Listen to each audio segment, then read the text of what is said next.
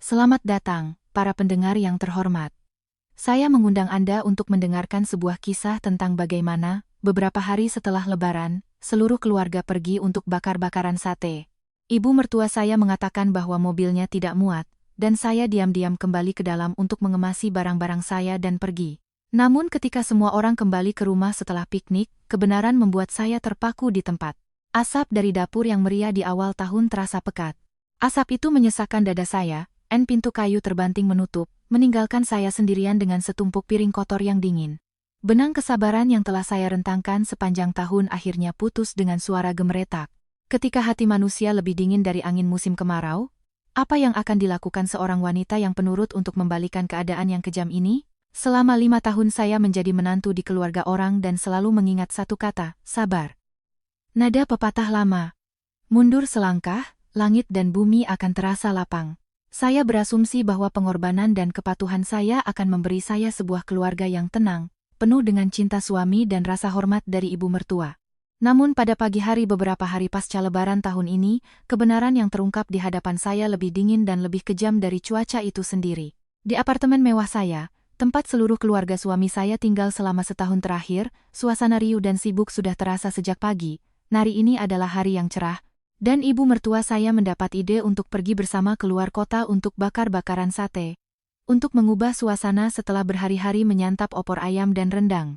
Sejak pukul 5 pagi, saya sudah harus bangun dan sibuk di dapur. Membumbui daging, mencuci sayuran, mengupas setiap bawang dan siung bawang putih, menyiapkan kotak termo dengan es untuk mendinginkan minuman bagi seluruh keluarga. Dan semua yang saya lakukan sempurna, rapi, tidak ada yang bisa dikeluhkan. Tangan saya dengan cekatan memotong irisan daging sapi yang sangat tipis, membumbuinya dengan rempah-rempah sesuai dengan selera ibu mertua, keluarga adik suami, dan suami saya.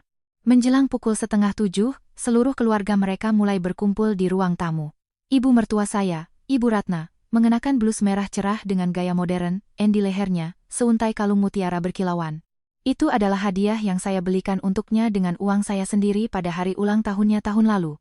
Adik suami saya, Bagas, yang bernama Wisnu dan istrinya yang masih muda, Rini, mengenakan pakaian modis. Rini membawa tas bermerek, hadiah dari Bagas sendiri pada saat kelahiran putra mereka, dan suami saya, Bagas, menata rambutnya dengan gel, memakai parfum mahal, dan mengenakan setelan olahraga yang mahal. Mereka berdiri, tertawa dan mengobrol dengan keras, membahas di mana mereka akan mengambil foto-foto indah, bagaimana mereka akan memanggang daging. Tidak ada satupun yang melirik ke dapur, tempat saya, dengan keringat bercucuran, bekerja tanpa henti. Tidak ada yang bertanya apakah saya sudah selesai dengan persiapan atau apakah saya butuh bantuan. NSE saya membawa keluar kotak termo yang berat, meletakkannya di dekat pintu masuk, dengan cepat menyekat tetesan keringat di dahi saya dan, dengan senyum tipis, berkata kepada ibu mertua, Bu, semuanya sudah saya siapkan. Tunggu saya 5 menit ya. Saya hanya perlu ganti baju, dan kita bisa berangkat. Ibu Ratna, yang sedang mengagumi dirinya di cermin, mendengar kata-kata saya dan berbalik dengan tajam. Wajahnya tiba-tiba menjadi muram, dan dia melihat keluar jendela ke arah mobil yang diparkir di halaman kompleks apartemen, lalu ke Wisnu dan istrinya, dan akhirnya, tatapan dinginnya berhenti pada saya. Mobil Wisnu sempit. 4 orang dewasa dan begitu banyak barang sudah pas-pasan. Kirana, kamu di rumah saja hari ini, jaga apartemen. Ini sudah beberapa hari setelah Lebaran. Bersihkan rumah, cuci piring, cuci semua spray dan handuk. Pergi berdesak-desakan hanya akan membuatmu menderita. Saya tertegun. Kotak termo berisi makanan yang baru saja saya siapkan berdiri tepat di kaki saya, seolah menjadi saksi bisu atas kesia-siaan usaha saya pagi ini.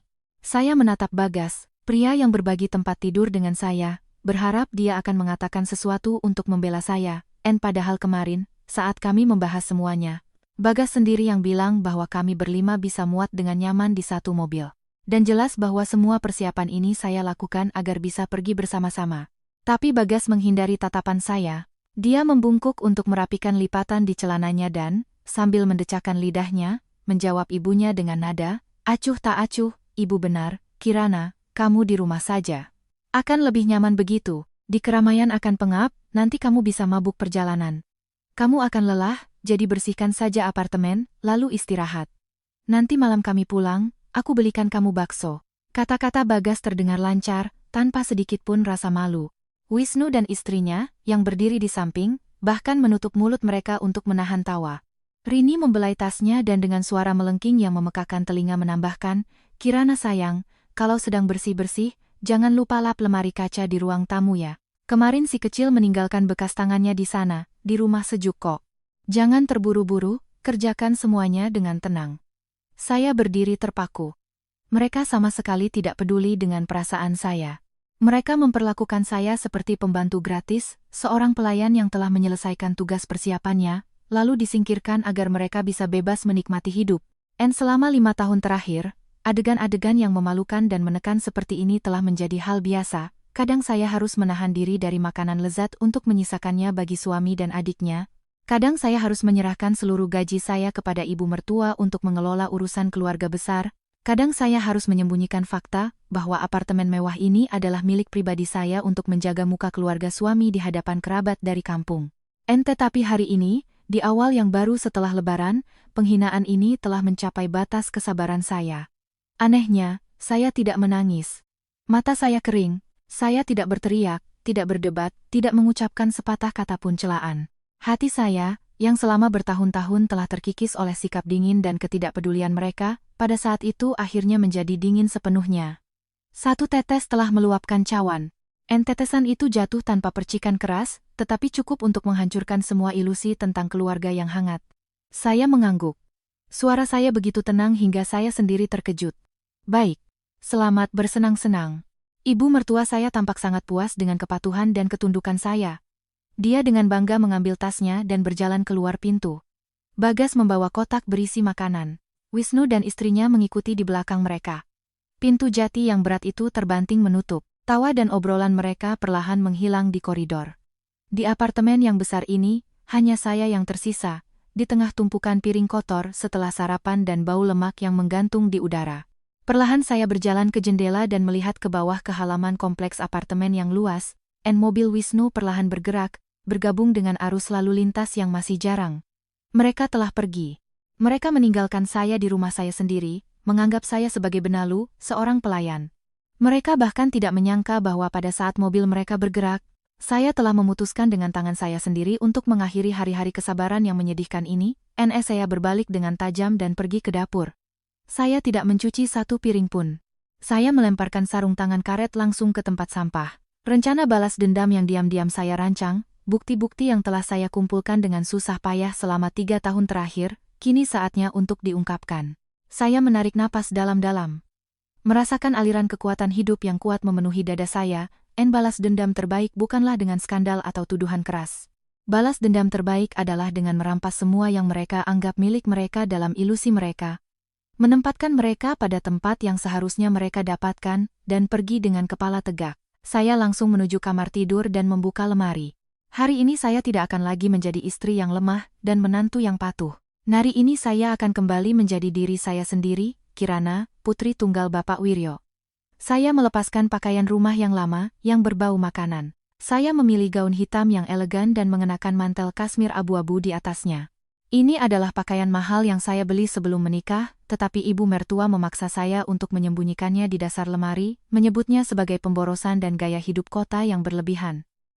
Saya duduk di meja rias, dengan hati-hati mengoleskan lipstik warna ceri, menyisir rambut hitam panjang saya, dan membiarkannya tergerai di punggung. Melihat bayangan saya di cermin, saya melihat seorang wanita yang anggun, tenang, dan tegas.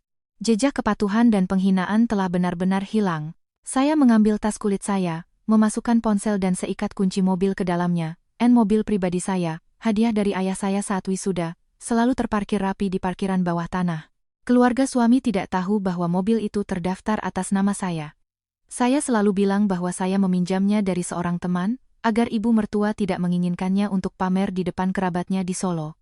Saat keluar ke koridor, saya tidak sengaja bertemu dengan tetangga saya, Ibu Lastri, yang hendak membuang sampah. Ibu Lastri sudah lama tinggal di gedung ini. Dia adalah wanita yang terus terang, tetapi sangat ingin tahu urusan orang lain. Biasanya, melihat saya membungkuk di bawah beban tas belanjaan dari pasar atau mengepel lantai di koridor umum, dia akan menggelengkan kepala dengan prihatin. Hari ini, melihat saya dalam pakaian bagus dan riasan cerah, matanya membelalak kaget. "Kirana, itu kamu? Mau kemana kamu berdandan secantik ini? Keluargamu semua pergi bakar-bakaran, dan kamu ditinggal sendirian." Tadi aku lihat Bu Ratna dengan Wisnu dan istrinya. Mereka turun dengan sangat gembira. Saya tetap mempertahankan ekspresi sopan dan tersenyum tipis pada wanita tua itu. Iya, Bu Lastri, saya ada urusan mendadak. Harus segera pergi. Selamat Lebaran ya, Bu. Mohon maaf lahir dan batin. Setelah mengatakan itu, saya mengangguk sopan kepada tetangga saya dan langsung menuju lift, dan saya tidak perlu menjelaskan apa-apa lagi. Mulai sekarang, saya tidak akan hidup dengan mengkhawatirkan pandangan atau gosip orang lain. Turun ke parkiran, saya duduk di belakang kemudi. Bau khas interior kulit mobil menyelimuti saya, memberikan rasa aman dan kontrol. Saya menyalakan mesin, dan mobil itu meluncur mulus keluar dari gerbang parkir, bergabung dengan arus lalu lintas di jalanan yang masih agak sepi. Cuaca di Jakarta hari ini sejuk, dan di sepanjang jalan masih terlihat sisa-sisa hiasan Lebaran. Saya sedikit menurunkan jendela untuk membiarkan udara segar masuk. Pikiran saya sangat jernih. Tujuan saya adalah sebuah gedung kantor yang megah di pusat kota. Di lantai basement gedung ini terdapat sistem penyimpanan pribadi dan brankas bank berstandar internasional. Sistem keamanan di sini sangat ketat, dengan kerahasiaan data klien yang mutlak. 3 tahun lalu, setelah saya tidak sengaja menemukan ibu mertua saya mengobrak-abrik laci lemari saya untuk mencari perhiasan emas pernikahan saya menjadi waspada. Saya sadar bahwa orang-orang yang tinggal serumah dengan saya memiliki keserakahan yang tak terbatas. Mereka selalu mencari kesempatan untuk mengambil keuntungan, bahkan dari orang terdekat sekalipun. Keesokan harinya, saya datang ke sini, dan menandatangani kontrak sewa brankas berukuran sedang untuk jangka waktu 10 tahun. Brankas ini menjadi benteng terakhir saya, melindungi apa yang menjadi milik saya. Setelah memarkir mobil, saya turun dengan lift ke zona keamanan. Seorang petugas keamanan dengan setelan hitam yang rapi menyapa saya dengan sopan. Saya menunjukkan KTP dan kartu klien khusus. Setelah melewati 3 tingkat kontrol akses dengan sidik jari dan pemindai retina mata, saya diantar ke sebuah ruangan pribadi yang begitu sunyi sehingga saya bisa mendengar napas saya sendiri. Petugas itu meninggalkan saya sendirian di ruangan dengan brankas nomor 89. Saya memasukkan kode 8 digit, tanggal lahir ayah saya. Terdengar bunyi klik kering, dan pintu brankas yang berat terbuat dari baja tuang itu terbuka. Di dalamnya ada semua hal terpenting dalam hidup saya, barang-barang yang keberadaannya bahkan tidak bisa dibayangkan oleh keluarga suami saya. Dengan hati-hati saya mengeluarkan map kulit coklat berisi dokumen dari brankas. Meletakkannya di atas meja, saya perlahan melepaskan talinya. Kertas-kertas yang terlipat rapi terhampar di hadapan saya. Yang pertama adalah akta nikah kami, milik saya dan Bagas. Kertas yang selama 5 tahun yang panjang telah membelenggu saya di neraka dunia. Selanjutnya, sertifikat hak milik atas nama Kirana Wiryosari, yang mengonfirmasi hak kepemilikan sah saya atas apartemen 3 kamar di kompleks perumahan elit yang dengan tanpa malu ditempati oleh keluarga suami saya. Mereka yakin bahwa ini adalah rumah sewaan, dan setiap bulan menuntut uang dari saya seolah-olah untuk membayar sewa. Padahal sebenarnya, uang itu dikantongi oleh ibu mertua. Kemudian saya mengeluarkan tumpukan rekening koran yang telah saya cetak dan legalisir sebelumnya dari beberapa bank berbeda. Ini adalah riwayat aliran dana saya, jumlah yang saya tabung dari gaji dan bonus, dana yang saya investasikan dengan baik sebelum menikah. Akhirnya, saya mengambil sebuah amplop yang sudah menguning dimakan waktu. Di dalamnya ada surat wasiat ayah saya yang disahkan oleh notaris. Ayah saya, seorang pria yang seumur hidupnya tekun menggeluti bisnis seni ukir kayu, mewariskan seluruh hartanya kepada saya. Ini termasuk apartemen tempat saya tinggal, simpanan bank yang besar, dan yang terpenting, sebuah ruko di jalan utama yang ramai. Keluarga Bagas selalu mengejek saya, mengatakan bahwa saya berasal dari kampung, orang tua saya meninggal lebih awal, jadi saya miskin dan hanya menempel pada suami. Jika mereka melihat surat wasiat ini, mereka pasti akan gila karena keserakahan. Dari dasar map, saya mengeluarkan senjata paling mematikan saya, sebuah flash disk perak kecil. Di dalamnya tersimpan rekaman audio yang diam-diam saya buat selama ini, hinaan dan cacian dari ibu mertua, pembicaraan Bagas dan Wisnu tentang rencana untuk mengambil aset saya. Semuanya terekam dengan jelas dan jernih. Saya memeriksa setiap dokumen dengan teliti, lalu dengan rapi melipat semuanya ke dalam tas saya. Saya menutup brankas, dan kunci elektronik mengonfirmasi bahwa brankas itu terkunci dengan aman. Dengan napas lega, saya keluar dari ruang keamanan. Sekarang semuanya sudah siap. Bukti-bukti kuat ini sudah cukup untuk menghancurkan semua intrik dan kemunafikan keluarga mereka. Saya masuk ke mobil, membuka ponsel dan menemukan kontak yang tersimpan sebagai pengacara.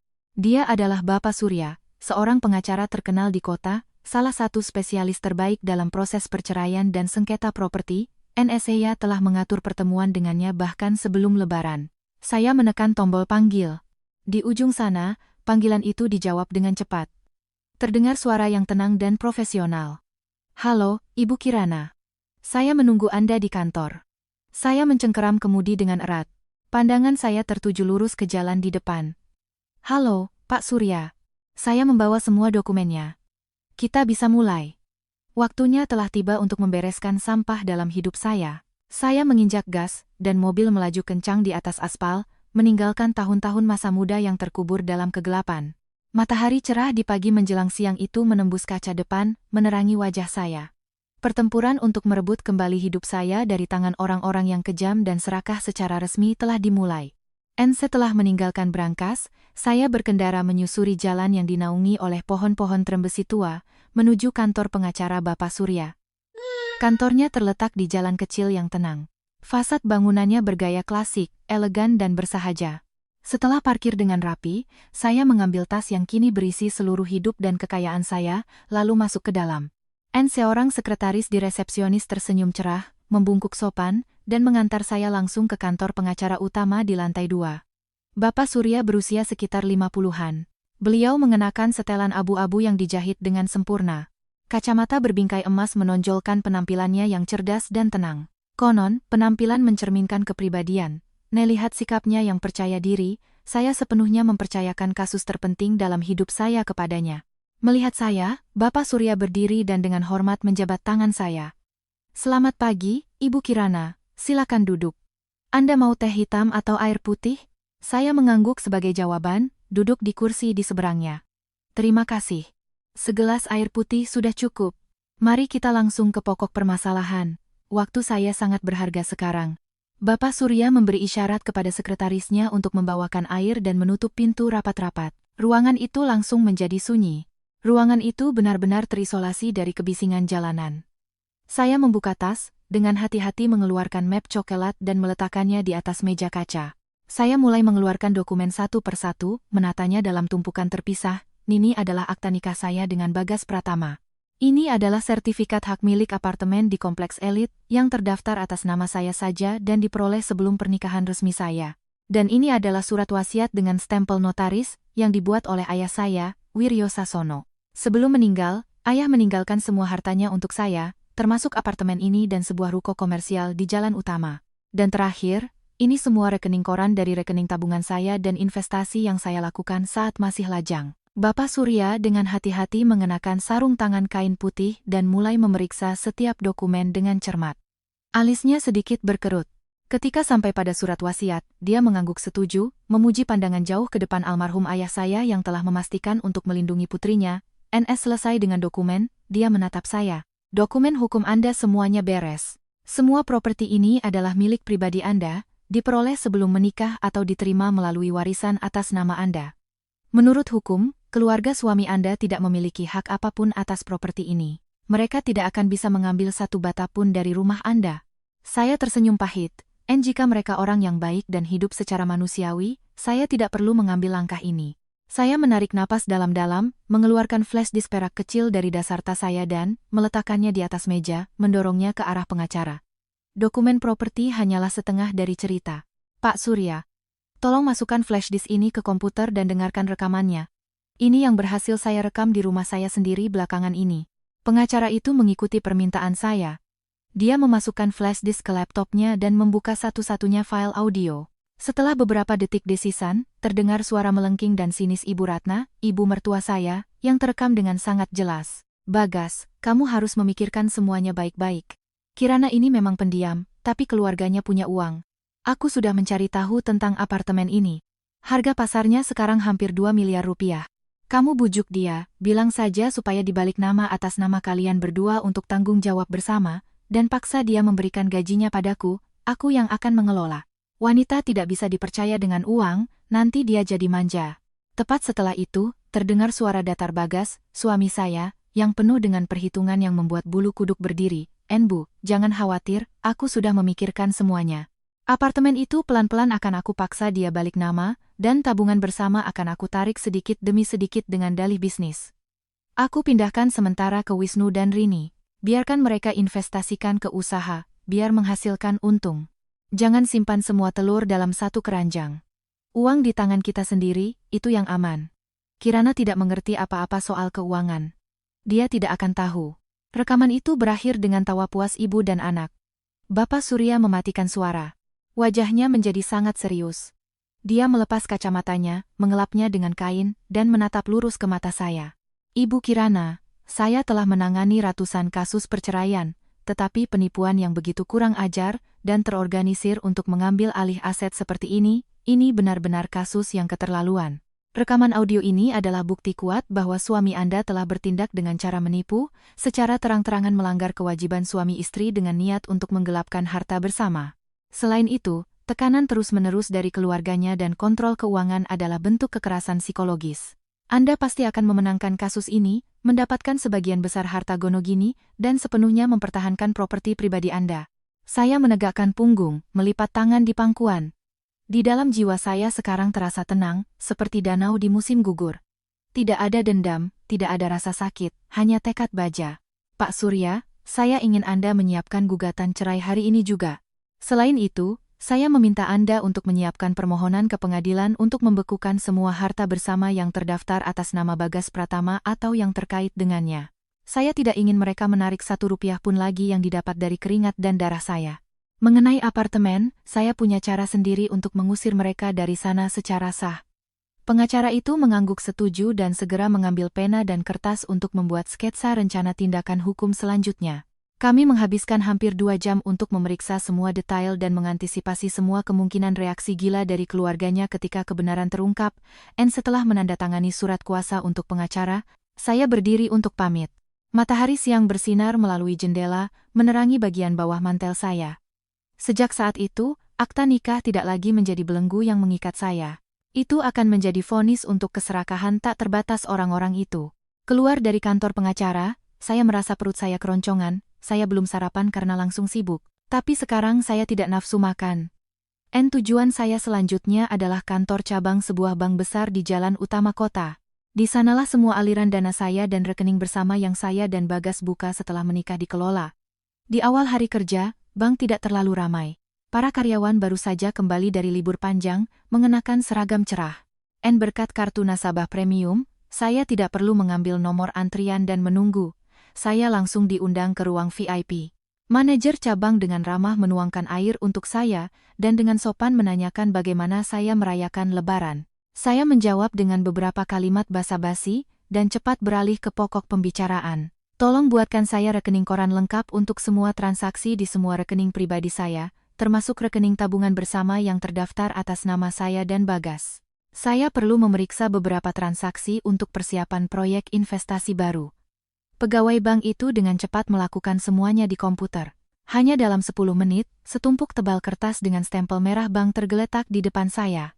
Saya mengambil spidol dan mulai meninjau setiap baris, setiap angka, gaji bulanan saya secara teratur masuk ke rekening, dan kemudian hampir seluruhnya ditarik untuk menutupi biaya hidup seluruh keluarga yang terdiri dari 5 orang. Bagas, meskipun tercatat sebagai kepala departemen di sebuah perusahaan konstruksi, hanya membawa pulang uang receh.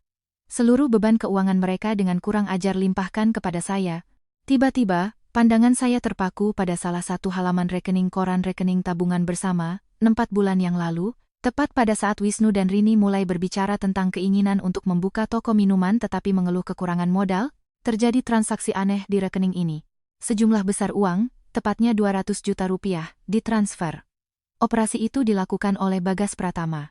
Nama penerima tertulis dengan jelas, Rini Wulandari, istri Wisnu, pada keterangan transfer tertulis, pinjaman tanpa bunga untuk ipar untuk pengembangan bisnis, 200 juta. Mereka berani melakukannya di belakang saya, menggunakan kata sandi perbankan online yang saya percayakan kepada suami saya untuk menarik semua tabungan bersama kami dan memberikannya kepada adiknya. Semuanya terjadi persis seperti yang dihasut oleh ibunya dalam rekaman audio itu, keserakahan mereka tidak terbatas pada eksploitasi tenaga saya. Mereka secara terang-terangan merampok saya. Saya mengertakkan gigi. Rasa dingin menjalari punggung saya, tetapi kepala saya jernih tidak seperti sebelumnya. Saya bertindak tepat waktu. Jika saya menunda sedikit lebih lama, saya khawatir mereka tidak akan meninggalkan saya sepeser pun. Saya mengangkat kepala dan menatap lurus ke arah manajer cabang. Suara saya tegas, tanpa sedikit pun kebingungan. Tolong segera bekukan semua rekening pribadi ini. Nonaktifkan semua aplikasi seluler yang terhubung. Batalkan semua kartu debit dan kredit yang ada. Kemudian, buka rekening baru untuk saya dan terbitkan kartu baru. Semua tabungan pribadi saya, sertifikat deposito, dan pendapatan investasi, tolong pindahkan ke rekening baru ini. Manajer itu sedikit terkejut dengan permintaan mendadak saya, tetapi secara profesional mengikuti prinsip kerahasiaan dan hak klien. Prosedur berjalan cepat. Ponsel saya dibanjiri pesan tentang perubahan saldo. Rekening lama sekarang hanya cangkang kosong. Sungai susu yang memberi makan kemalasan dan keserakahan keluarga suami saya telah resmi ditutup. Saya menyimpan kartu bank baru yang elegan di dasar tas saya. 200 juta rupiah yang menyedihkan itu akan saya dapatkan kembali melalui pengadilan, sampai ke sen terakhir. Setelah menyelesaikan semua urusan, saya berterima kasih kepada para staf, dan berjalan keluar ke aula utama, menuju pintu keluar. Begitu saya melewati pintu kaca putar, saya mendengar suara wanita melengking yang familiar dari arah ATM. Nada apa sih dengan mesin ini? Bagas bilang uangnya akan masuk rekening setelah makan siang. Kenapa aku coba tarik tapi selalu tertulis operasi tidak dapat dilakukan? Menyebalkan. Saya berhenti. 10 meter dari saya, di dekat ATM, Wisnu dan Rini berdiri dengan kesal.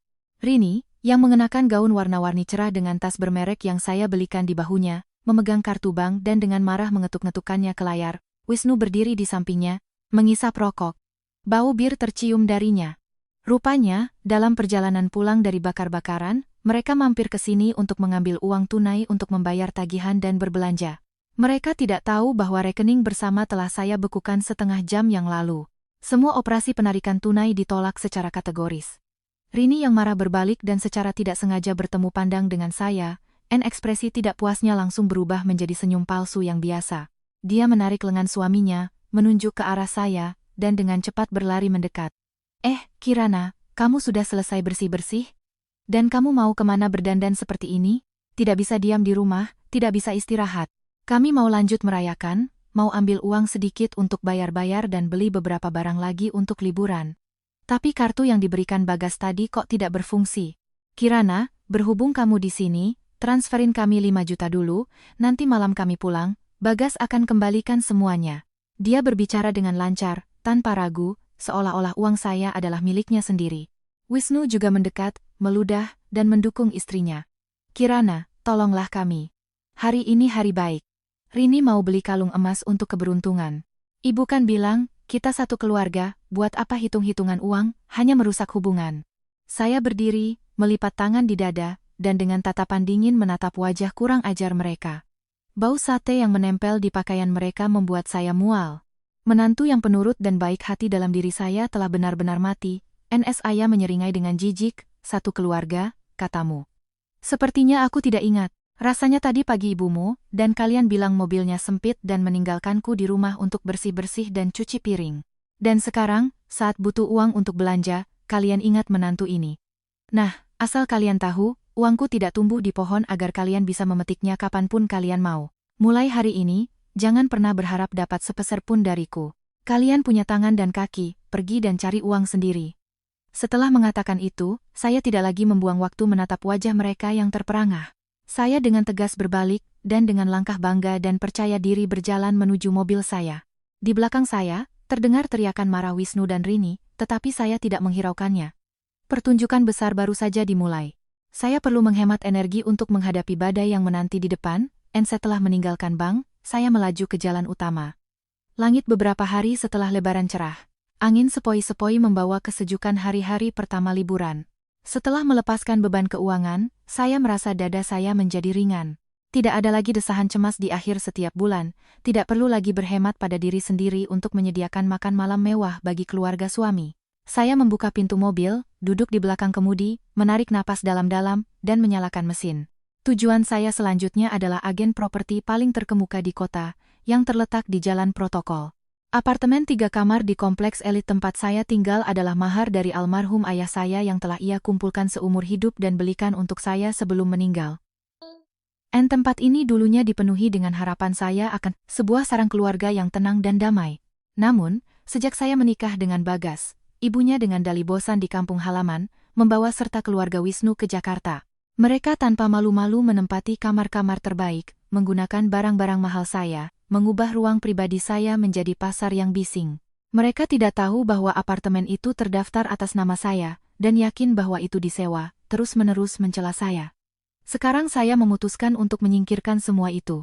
Rumah yang dinodai oleh keserakahan dan rasa tidak tahu terima kasih tidak pantas untuk disesali. Saya parkir di depan kantor agen properti Sejahtera. Manajernya, seorang pria muda bernama Anton, yang pernah membantu teman saya membeli tanah, segera berlari keluar untuk membukakan pintu untuk saya. Meskipun hari libur, para pebisnis sejati tidak pernah menolak klien. Saya masuk, duduk di sofa yang nyaman, dan langsung ke pokok permasalahan. Selamat siang, Anton. Saya punya apartemen mewah di apartemen Mutiara Senja yang perlu segera dijual. Dokumen lengkap. Pemilik tunggal saya, tanpa beban atau sengketa. Saya ingin menjualnya cepat, bulan ini. Coba lihat apakah ada klien tunai. Anton dengan sigap menyeduh teh panas dan menuangkannya ke cangkir saya. Di matanya, terlihat kegembiraan yang jelas. Apartemen di Mutiara Senja selalu sangat liquid, berada di area bergengsi dan menjadi impian banyak keluarga muda. Nibu Kirana, jangan khawatir. Untuk area ini saya punya banyak peminat. Apakah Anda membawa dokumennya? Coba saya lihat untuk menilai dan langsung menyiapkan iklan dengan foto. Saya membuka tas, mengeluarkan sertifikat kepemilikan dan meletakkannya di atas meja. Anton dengan cermat menelusuri halaman-halamannya, mencatat luas, lantai, dan posisi jendela. Saya dengan jelas menyatakan syarat-syarat saya. Saya jual dengan semua perabotan dan peralatan rumah tangga yang terpasang. Pembeli tinggal bawa koper. Harga saya tetapkan sedikit di bawah harga pasar untuk mempercepat transaksi. Anton mengangguk setuju. Dia segera menyusun perjanjian dan sepakat bahwa besok pagi dia akan mengirim fotografer untuk pemotretan guna memasang iklan. Begitu saya menandatangani perjanjian, telepon di tas saya berdering, dan di layar muncul nama Pak Budi, manajer gedung apartemen kami. Pak Budi adalah orang yang teliti, bertanggung jawab, dan mengenal semua penghuni dengan baik. Saya meminta maaf kepada Anton dan berjalan ke sudut untuk menjawab. Suara Pak Budi di telepon terdengar gelisah. Kirana, ini Pak Budi. Kamu tidak di rumah? Di lobi ada suamimu Bagas dengan ibunya dan 5 atau 6 kerabat dari kampung dengan banyak barang. Mereka menuntut satpam untuk membukakan pintu. Bagas bilang kamu pergi dengan kunci dan meminta agar manajemen gedung membukakan pintu dengan kunci cadangan agar kerabatnya bisa masuk dan istirahat. Tolong konfirmasi informasinya, agar satpam tahu harus berbuat apa. Saya menyeringai sinis. Keberanian mereka tidak ada batasnya. Pertama, mereka mengusir saya dari perjalanan dengan dalih sempit, dan sekarang mereka bahkan membawa seluruh kerabat mereka ke rumah saya untuk pamer dan hidup gratis. Saya berdeham dan menjawab Pak Budi dengan suara yang sangat serius dan jelas. Pak Budi, dengarkan saya baik-baik. Apartemen ini adalah milik pribadi saya, terdaftar hanya atas nama saya. Saya sedang dalam proses cerai dengan Bagas Pratama. Mulai saat ini, saya menuntut agar manajemen gedung melarang sepenuhnya Bagas Pratama, ibunya, dan semua kerabat mereka masuk ke dalam gedung. Tak seorang pun dari mereka boleh masuk ke lobi, apalagi ke lantai saya. Jika ada yang mencoba masuk dengan paksa, tolong panggil polisi atas tuduhan masuk tanpa izin ke tempat tinggal pribadi. Pak Budi terdiam sejenak, terkejut dengan berita itu, tetapi sebagai manajer yang berpengalaman, dia segera memahami keseriusan situasi. Saya mengerti, Kirana. Anda adalah pemilik sah, dan kami akan secara ketat mengikuti instruksi Anda. Saya akan turun ke lobi secara pribadi dan menginstruksikan satpam agar mereka tidak mengizinkan rombongan suami Anda melewati pintu putar. Saya berterima kasih padanya dan menutup telepon. Kembali ke meja, saya meminta maaf kepada Anton dan pamit. Masalah penjualan apartemen sudah beres, tetapi untuk keamanan penuh dan untuk mencegah tindakan putus asa mereka, saya butuh kunci baru. Saya membuka buku telepon dan menelepon Pak Saiman, seorang tukang kunci tua dan terpercaya. Saya membuat janji bertemu dengannya tepat pukul 3 sore di apartemen saya untuk mengganti seluruh sistem kunci di pintu depan. Dari kunci elektronik dengan sidik jari hingga kunci mekanis cadangan, saya meminta untuk mengganti semuanya dengan sistem anti bobol yang paling andal. Pukul 3, saya sudah berada di koridor di lantai 15. Pak Saiman dengan kotak peralatannya sudah menunggu saya.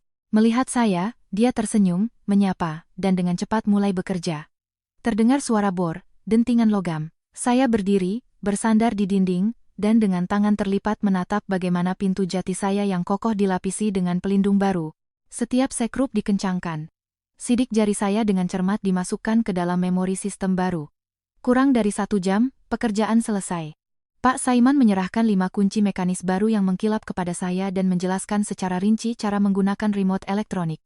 Saya membayarnya dengan murah hati, mengantarnya ke lift, dan kembali ke pintu saya. Saya menempelkan jari telunjuk saya ke panel sentuh.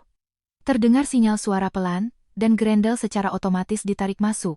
Saya mendorong pintu, masuk ke dalam, dan membantingnya. Sekarang rumah saya adalah benteng saya yang tak tertembus. Mereka yang di luar yang memelihara ilusi tentang kekuasaan palsu akan segera disiram dengan air dingin. Selesai dengan urusan di rumah, saya melirik jam di ponsel. 4:30 sore. Pada saat ini, piknik mewah mereka dengan sate seharusnya akan berakhir. Saya memutuskan untuk pergi mencari mereka. Saya ingin melihat dengan mata kepala sendiri pemandangan menyedihkan dari mereka yang terbiasa hidup dari uang orang lain, dan sekarang terputus dari sumber dana. Saya tahu betul tempat yang biasa mereka kunjungi. Itu adalah sebuah restoran sate di tepi danau yang indah di luar kota. Jalanan pada sore hari kembali menjadi ramai. Arus mobil melaju bolak-balik, membawa jejak kesibukan liburan. Saya perlahan berbelok ke jalan yang ditanami pohon akasia, menuju restoran. Saya memilih tempat parkir yang tidak mencolok di bawah pohon rindang di seberang jalan, tepat di depan pintu masuk restoran. Dari sudut ini, saya bisa melihat dengan jelas semua yang terjadi di pintu masuk. Saya menurunkan kaca jendela setengah, menghirup bau arang kayu dan daging panggang yang berlemak yang terbawa angin dari cerobong asap restoran. Di sekitar, terdengar klakson mobil dan musik keras dari tempat-tempat hiburan terdekat. Saya mengeluarkan ponsel, menyalakan perekam suara, meletakkannya di dashboard, dan mulai mengamati dengan cermat pintu restoran yang terang benderang. Saya tidak perlu menunggu lama. Sekitar 15 menit kemudian, pintu kaca transparan restoran terbuka dengan keras. Yang pertama keluar adalah Bagas. Wajahnya pucat. Keringat membasahi dahinya. Di belakangnya, ibunya, Ibu Ratna, dengan ekspresi tidak puas dan kesal, menggumamkan sesuatu pada dirinya sendiri. Yang terakhir keluar adalah Wisnu dan Rini, sudah tanpa kesombongan dan kegembiraan pagi tadi. Sekarang mereka seperti balon kempes. Sang ipar dengan manja menghentakkan sepatu hak tingginya, terus-menerus menarik lengan suaminya dan mengeluh.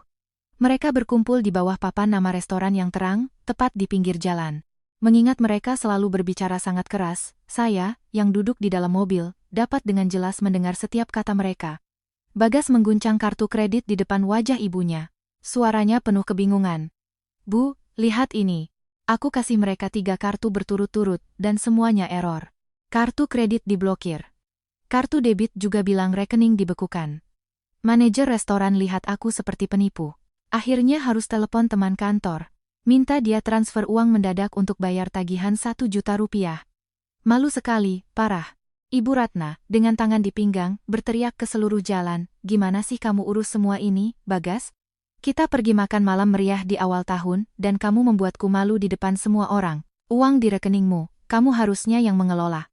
Kok bisa diblokir?" Mungkin si Kirana itu berbuat ulah. Dari pagi aku sudah lihat wajahnya murung, sudah curiga ada yang tidak beres. Bagas memegangi kepalanya. Penampilannya yang menyedihkan terlihat jelas. "Aku tidak tahu, Bu. Kata Sandi Bank tidak aku ganti. Kartu kredit kita kan limitnya gabungan. Mungkin ini gangguan sistem bank karena liburan. Nanti kita pulang. Aku akan minta dia periksa." Wisnu, yang berdiri di samping, meludah ke trotoar dan ikut campur dengan kesal. "Gangguan apaan? Kamu lebih baik awasi istrimu. Kartu yang kamu kasih ke istriku tadi siang, ATM juga blokir. Kalau kamu percayakan semua uang ke istri, kamu bisa jadi gelandangan. Uang 200 juta yang kamu kasih ke kami, Rini sudah pakai untuk DP pasokan barang toko kita. Sekarang dari mana kami punya uang tunai untuk bantu kamu?" Begitu Wisnu mengucapkan kata-kata itu, Ibu Ratna memucat dan dengan keras memukul bahu putra bungsunya, mendesis padanya dengan suara pelan tapi ketakutan. "Wisnu, bicara lebih pelan. Kalau Kirana tahu soal 200 juta itu, dia akan membuat keributan besar sampai semuanya hancur. Aku yang suruh Bagas diam-diam tarik uang itu dan kasih ke kalian untuk bisnis. Kalau uang itu tetap ada di rekening bersama di bawah kendali Kirana, kita tidak akan pernah bisa bangkit. Dan kamu di sini teriak-teriak di seluruh jalan. Kalau ada yang dengar, bagaimana aku bisa mengelak nanti?" Pembicaraan mereka sampai kata terakhir terekam di perekam suara saya. Jantung saya berdebar kencang, bukan karena takut, tetapi karena rasa puas yang mendalam. Betapa bodohnya mereka membahas rahasia seperti itu di tengah jalan. Mereka sama sekali tidak mengerti bahwa setiap kata mereka sekarang adalah paku terakhir di peti mati kesombongan mereka sendiri. Dalam kepanikan karena tidak punya uang tunai untuk naik taksi, Ibu Ratna mulai menelepon semua orang, meminta pinjaman. Dia menelepon saudara perempuannya di Solo, dengan keras mengeluh tentang penyakit mendadak dan kebutuhan uang yang mendesak. Tapi saudaranya, rupanya, tahu betul karakter kerabatnya, dan dengan sopan menolak. Gagal meminjam uang, dia dengan marah menyimpan ponselnya dan melampiaskan amarahnya pada Bagas. Kamu laki-laki tidak berguna, bahkan tidak bisa mengurus istrimu sendiri. Sekarang tidak punya uang, kartu diblokir, dan di rumah kerabat dari Solo menunggu di lobi. Telepon si Kirana itu, suruh dia bawa uang dan jemput kita semua pulang, cepat. Bagas dengan panik mengeluarkan ponselnya dan mulai menelepon nomor saya. Tentu saja, semua nomor mereka sudah saya masukkan ke daftar hitam sejak siang hari. Dia terus menelepon, tetapi tidak berhasil. Wajahnya menjadi semakin menyedihkan.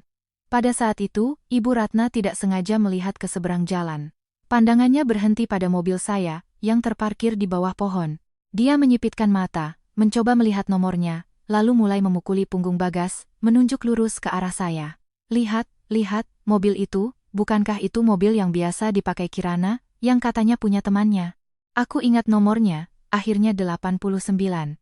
Sepertinya dia duduk di dalam dan mengintip kita. Sialan, dia mau mempermainkanku. Dengan kata-kata itu, dia, mendidih karena amarah, melangkah ke jalan raya, berniat menyeberang dan berurusan dengan saya. Dia menyingsingkan lengan bajunya. Wajahnya garang, seolah ingin mencabik-cabik saya. Wisnu, istrinya, dan Bagas juga menatap ke arah saya dengan kaget. Saya tersenyum dingin. Semua bukti yang saya butuhkan telah tersimpan aman di ponsel saya. Saya tidak punya alasan untuk berdebat dengan orang-orang tidak berpendidikan ini di jalan. Saya dengan tenang mematikan perekam suara dan menyimpan file tersebut. Melihat bagaimana Ibu Ratna berlari melintasi pembatas jalan, saya dengan santai menekan tombol dan menaikkan kaca jendela. Saya mengganti persneling, menginjak gas. Mesin menderu kuat. Mobil melesat dari tempatnya, meninggalkan ibu mertua saya yang terpaku di tengah jalan dalam kepulan debu. Pertunjukan di restoran telah selesai dengan sempurna. Sekarang saatnya mempersiapkan adegan utama yang akan berlangsung di lobi kompleks apartemen kami. Hari mulai gelap, kota menyalakan lampunya. Jalanan yang bising di siang hari berganti dengan cahaya terang papan iklan dan lampu jalan kuning. Mobil saya meluncur mulus memasuki gerbang utama apartemen Mutiara Senja. Angin malam yang sejuk, berhembus melalui tanaman hijau di sepanjang jalan internal, membawa sedikit kesejukan. Berbeda dengan perasaan berat dan menindas yang saya rasakan setiap kali pulang kerja ke keluarga suami, sekarang hati saya terasa ringan dan tenang. Semuanya telah berada di tempatnya. Saya parkir dengan rapi, sekali lagi memeriksa tas berisi semua dokumen hukum, dan dengan santai masuk ke lift untuk naik ke lobi di lantai pertama. Di saku mantel saya ada 5 kunci mekanis baru yang mengkilap. Mereka adalah simbol kebebasan saya, dinding tak tertembus yang saya bangun untuk menghentikan mereka yang dengan serakah merampas hasil kerja keras saya. Begitu saya keluar dari lift, pemandangan kacau di area tunggu dekat resepsionis menyambut mata saya. Sekitar 10 orang dewasa dan anak-anak dengan pakaian lusuh duduk dan berbaring di sofa, dikelilingi oleh karung kentang, peti apel, dan banyak tas. Itulah kerabat Ibu Ratna dari Solo. Mereka mengunyah kuaci, membuang kulitnya langsung ke lantai keramik yang mengkilap, dan mengeluh bahwa manajemen gedung bekerja terlalu ketat dan tidak memberi mereka kunci lift untuk naik ke apartemen. Beberapa anak tanpa baju berlarian sambil berteriak di sekitar pot bunga, tidak menghiraukan teguran kesal dari petugas kebersihan. Pemandangan menyedihkan ini hanya membuat saya lelah.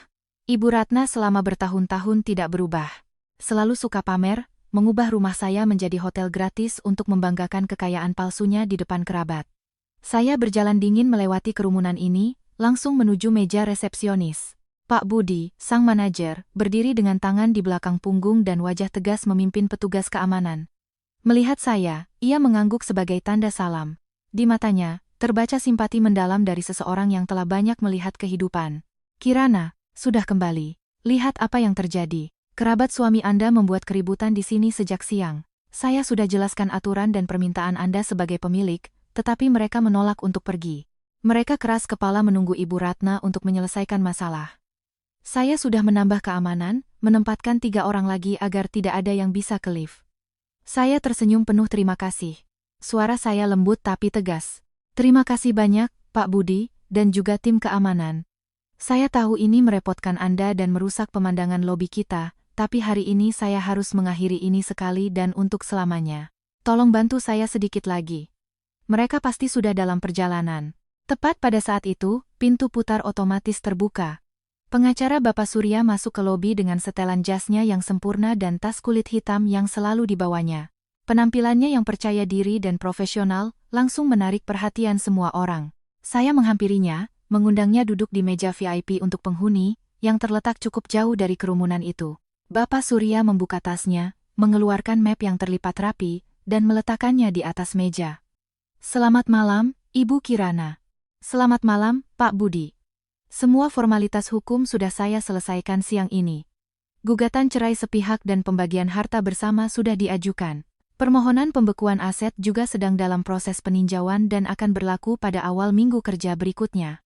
Jangan khawatir, Ibu Kirana, semua jaring hukum sudah terpasang. Mereka tidak punya kesempatan lagi untuk menarik apapun. Pak Budi mengangguk setuju. Ia mengeluarkan selembar kertas besar dari mapnya, di mana tercetak pengumuman dengan huruf merah dan stempel bundar dari manajemen apartemen Mutiara Senja. Ini adalah pemberitahuan internal yang baru saja saya perintahkan untuk dicetak. Di dalamnya jelas dinyatakan bahwa warga negara Bagas Pratama, warga negara Ratna Wijayanti, dan orang-orang yang terkait dengan mereka dilarang memasuki area umum dan apartemen nomor 152, yang dimiliki oleh pemilik Kirana Wiryosari. Saya akan perintahkan agar satpam memasangnya di papan pengumuman di lobi dan di lift. Kita harus bertindak secara resmi dengan dokumen agar mereka tidak punya alasan untuk membuat skandal. Saya melihat pengumuman itu, merasakan kekuatan besar tumbuh di dalam diri saya.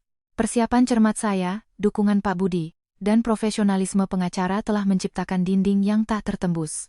Saya bersandar di sofa empuk, melipat tangan di pangkuan, dan menyesap teh kamomil panas yang baru saja dibawakan oleh seorang staf resepsionis. Rasa manis teh dengan sedikit pahit di lidah persis seperti rasa pernikahan 5 tahun saya.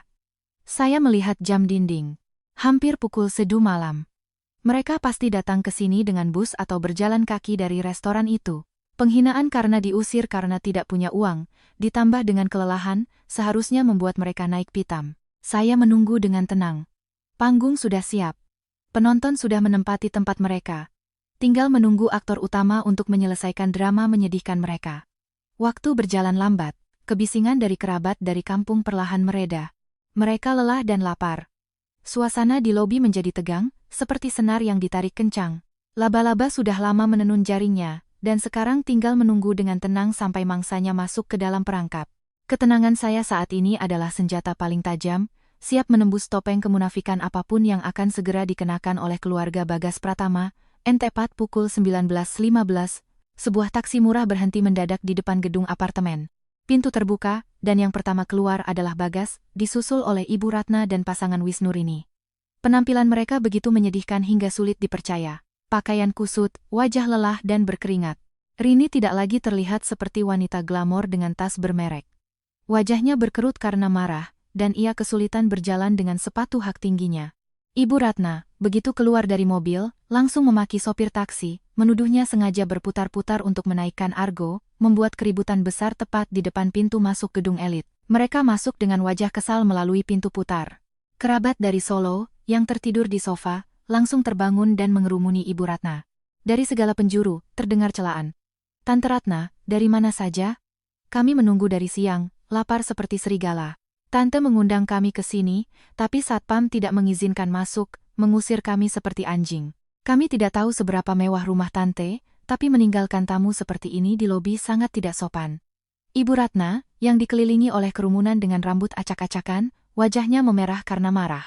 Ia menyingkirkan bungkusan oleh-oleh dari desa dan berteriak keras kepada kerabatnya agar diam. Mengamati lobi, tatapan tajamnya berhenti pada saya, yang sedang tenang minum teh di area VIP. Di samping saya duduk manajer gedung Pak Budi dan seorang pria tak dikenal dengan setelan mahal, kemarahan yang ia tahan sejak siang meledak. Ibu Ratna menyingsingkan lengan bajunya dan, mendorong semua orang, menerjang ke meja kami seperti pemangsa. Wisnu, Rini, dan Bagas segera mengikutinya, siap mencabik-cabik saya. Wah, hebat sekali kamu. Kamu yang berani memblokir kartu dan mengunci rumah agar kerabatku tidak bisa masuk, kamu sudah gila ya? Berani-beraninya memperlakukan ibu mertua seperti ini. Akan aku hajar kamu. Ia berteriak dan mengayunkan tangannya untuk memukul saya. Tapi tangan kasarnya tidak sempat menyentuh wajah saya. Ia terhalang oleh penghalang yang kuat. Pengacara Bapak Surya melangkah maju, tubuhnya yang tinggi dan tegap melindungi saya dari ibu mertua yang marah. Ia merapikan kerah jasnya dan dengan dingin menatap wajahnya yang berkerut karena marah. Ibu, tolong jaga jarak dan pilihan kata Anda. Ancaman, penghinaan terhadap kehormatan dan martabat, serta upaya penganiayaan di tempat umum dapat membawa Anda ke kursi pesakitan. Saya Bapak Surya, perwakilan hukum klien saya, Ibu Kirana Wiryosari. Semua pertanyaan yang ingin Anda diskusikan, silakan tujukan kepada saya. Ibu Ratna terpaku. Tangannya tergantung lemas di udara. Bagas berlari untuk menopang ibunya dan dengan ngeri menatap pengacara, lalu ia menunjuk saya. Suaranya bergetar karena kaget. Kirana, apa yang kamu lakukan? Pengacara apalagi ini? Kamu sudah gila? Hanya karena pagi ini aku tidak mengajakmu bakar-bakaran. Kamu marah dan membuat semua drama dengan kartu dan kunci ini, dan sekarang kamu bahkan membawa pengacara. Kamu tahu betapa malu aku dan ibu di depan kerabat? Jangan membuka aib keluarga. Jangan keterlaluan. Saya perlahan berdiri, menepuk debu imajiner dari gaun hitam saya. Saya menatap lurus ke matanya yang panik dan tersenyum dingin dan menusuk. Aib keluarga. Pintu rumah itu sudah aku perintahkan untuk dipasangi kunci baru siang ini. Kamu dan keluargamu tidak akan pernah lagi melangkahi ambangnya. Aku di sini hari ini bukan untuk membuat drama atau berdebat karena makan malam murah. Aku di sini untuk memberitahumu bahwa gugatan cerai dan permohonan pembekuan semua harta bersama sudah diajukan ke pengadilan. Mulai saat ini, kita akan berbicara dengan bahasa hukum. Kerabat dari Solo, yang berdiri di sekitar, terkesiap kaget. Mereka mulai berbisik, menunjuk-nunjuk Ibu Ratna dan Bagas. Wisnu, yang berdiri di belakang, tidak tahan dan melompat ke depan. Kamu sudah gila ya? Apartemen ini disewa oleh kakakku. Dia yang mencari nafkah untuk keluarga. Apa hakmu mengusir kami ke jalanan? Apa hakmu memblokir kartu? Kamu pikir karena punya pengacara, kamu bisa melakukan apa saja? Bapak Surya tidak membuang-buang kata untuk orang bodoh itu. Ia mengeluarkan salinan sertifikat kepemilikan yang dilegalisir notaris dari tasnya dan mengangkatnya agar semua orang bisa melihat. Suaranya bergema di seluruh lobi, keras dan jelas. Mohon semua dengarkan baik-baik. Apartemen nomor 152 di gedung ini adalah milik pribadi Ibu Kirana Wiryosari, yang diperoleh sebelum menikah. Keluarga Bapak Bagas Pratama sama sekali tidak memiliki hak kepemilikan atau penggunaan atas properti ini. Tuntutan Ibu Kirana untuk mengusir keluarga Pratama dan melarang masuk adalah sepenuhnya sah. Pada saat itu, Pak Budi juga melangkah maju, menunjuk ke papan pengumuman di dekat lift. Manajemen gedung juga telah mengeluarkan pemberitahuan resmi yang menuntut Ibu Ratna, Bapak Bagas, dan semua kerabat mereka untuk segera meninggalkan lobi. Satpam berhak menggunakan kekuatan jika terjadi pelanggaran ketertiban umum. Kebenaran, yang terungkap begitu cepat dan tanpa ampun, membuat keluarga suami saya terpaku di tempat. Ibu Ratna membuka mulut, tetapi tidak bisa mengucapkan sepatah kata pun. Wajahnya yang merah padam berubah menjadi pucat pasi. Ia menoleh ke putranya dengan kebingungan dan pertanyaan bisu di matanya. Bagas hancur. Ia tahu kebenaran tentang apartemen itu, tetapi karena rasa malu palsu, ia telah menipu seluruh keluarganya selama bertahun-tahun. Sekarang rahasianya terbongkar, dan ia dipermalukan di depan seluruh kerabatnya. Penghinaan ini lebih menyakitkan dari 1000 tamparan. Bagas tiba-tiba mengubah taktik. Matanya memerah. Ia melangkah maju, menangkupkan kedua tangannya dalam gestur memohon, dan berbicara dengan nada memelas yang selalu ia gunakan untuk memanipulasi saya. Kirana, aku mohon, tenanglah. Kita sudah hidup bersama selama 5 tahun. Perasaan kita begitu dalam. Bagaimana kamu bisa begitu kejam? Aku tahu, belakangan ini aku sibuk bekerja, kurang perhatian padamu. Ibu sudah tua, bicaranya tidak dipikirkan. Kamu kan menantu, maklumilah.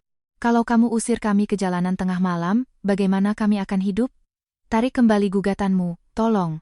Aku janji, mulai hari ini aku akan baik padamu, akan aku perbaiki semuanya. Air mata buaya mengalir di wajahnya. Jika ini adalah Kirana yang dulu, mungkin saya akan goyah, luluh oleh kata-kata manis yang licik itu. Tapi Kirana yang sekarang hatinya terbuat dari es, saya mengangkat dagu. Tatapan saya, tajam seperti belati, menembus jiwa gelapnya. Perasaan suami istri.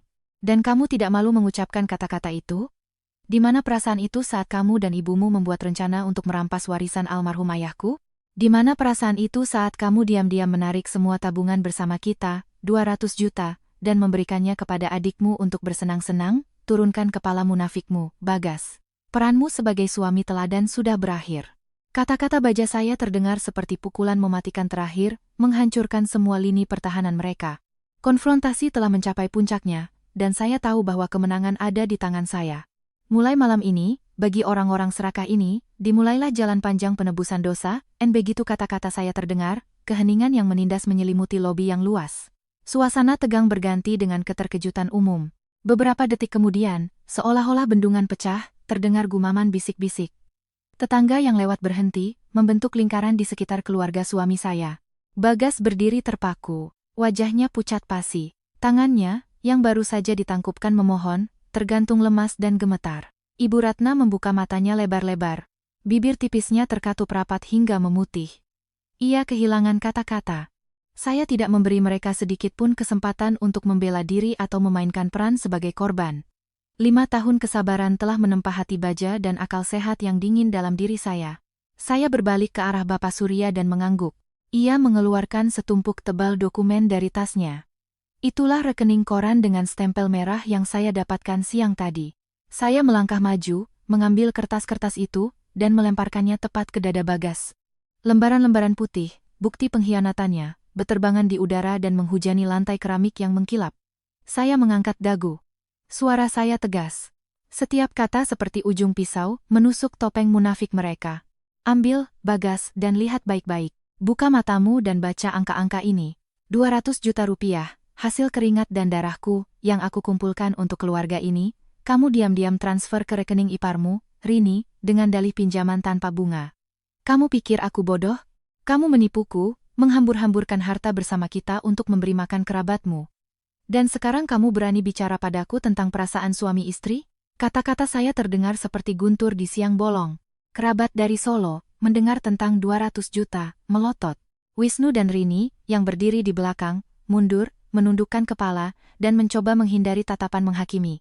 Ibu Ratna, menyadari bahwa tipu muslihat mereka terbongkar di depan semua orang, panik mencoba membela diri. Kamu bohong.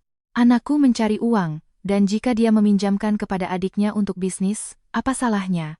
Kamu seorang istri, tapi menghitung setiap sen dengan keluarga suami, menantu tidak tahu berterima kasih. Saya tertawa. Tawa pahit saya menggema di seluruh lobi. Bahkan dalam situasi seperti ini, ia masih mencoba memutarbalikkan kebenaran. Saya tidak berdebat. Saya mengeluarkan flash disk perak dari tas saya dan memberikannya kepada Bapak Surya. Ia segera menyambungkannya ke tabletnya dan menyalakan suara dengan volume penuh. Suara melengking dan sinis Ibu Ratna serta nada datar dan penuh perhitungan Bagas memenuhi seluruh ruangan. Setiap kata tentang rencana mereka untuk memaksa saya membalik nama apartemen, diam-diam menarik tabungan bersama untuk Wisnu dan Rini, dan semua penghinaan mereka terhadap saya, semuanya dipamerkan untuk dilihat semua orang. Begitu rekaman selesai, badai kemarahan yang sesungguhnya meletus. Kebenaran telanjang telah mengungkap semua keserakahan, kekejaman, dan kebobrokan moral keluarga suami saya. Opini publik, yang selalu berpihak pada kebenaran, kini menimpa mereka. Mereka dengan tangan mereka sendiri, telah menghancurkan sisa-sisa martabat mereka. Salah satu kerabat jauh Bagas dengan marah melemparkan apel yang dipegangnya ke lantai dan, sambil menunjuk Ibu Ratna, berteriak, "Ya Tuhan, Ratna, apa yang telah kamu lakukan? Kamu pamer di desa bahwa anakmu membeli apartemen dan mobil di Jakarta, mengundang kami ke sini untuk liburan, katanya agar kita bisa hidup mewah. Ternyata kalian hanya pencuri. Tinggal di rumah menantu dan membuat rencana jahat untuk merampas hartanya. Di keluarga Pratama tidak pernah ada orang tak tahu malu sepertimu dan anakmu. Kami sangat malu, bagaimana bisa kami menatap mata orang lain sekarang?" Tetangga juga tidak tinggal diam. Seorang wanita tua dari lantai bawah menghela napas dan dengan jijik berkata, "Apa yang kamu tanam, itu yang kamu tuai. Aku melihat Kirana ini bekerja keras dari pagi sampai malam untuk seluruh keluarga, bahkan tidak pernah membeli baju baru untuk dirinya sendiri, sementara ibu mertua dan iparnya hanya sibuk berdandan dan jalan-jalan. Orang yang tidak tahu berterima kasih dan serakah seperti ini tempatnya di penjara, diusir dari rumah masih terlalu ringan." Ibu Ratna, mendengar kutukan dari kerabatnya sendiri dan tetangga, terhuyung dan jatuh ke sofa. Ia memegangi jantungnya, terengah-engah, dan tidak bisa mengucapkan sepatah kata pun untuk membela diri.